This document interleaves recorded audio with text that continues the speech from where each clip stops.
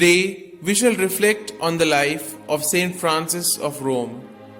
Francis de Busseau was already conspicuously devout as a child of 6 and was looking forward to the life of a religious when at the age of 12 she bowed to the wishes of her parents and married young Lorenzo de Ponziani, a pious and virtuous nobleman of Rome.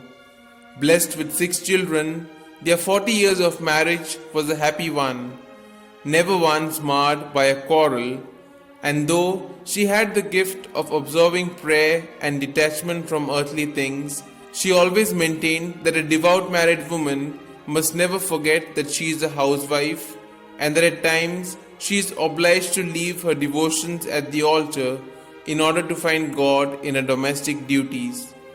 During the Western Schism, Rome was in a pitiable state and repeatedly subject to pillage and famine. In the year 1408, disaster struck the Francis family. Her husband, as head of one of the chief papal families, was taken prisoner by the invading troops of Ladislaus of Naples, and her 8-year-old son was demanded as hostage. They were later freed, but in the year 1410 were banished, their palace in Rome destroyed and the estates confiscated. 2 of her children died within a few years.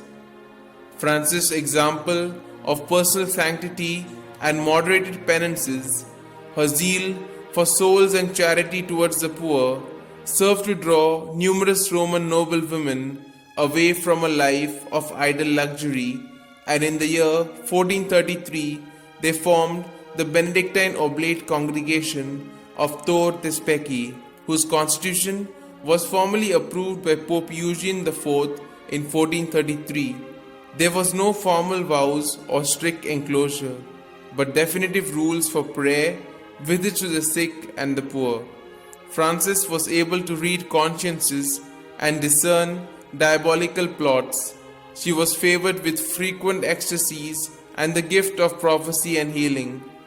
For the space of 23 years, God granted her the constant bodily vision of a guardian angel.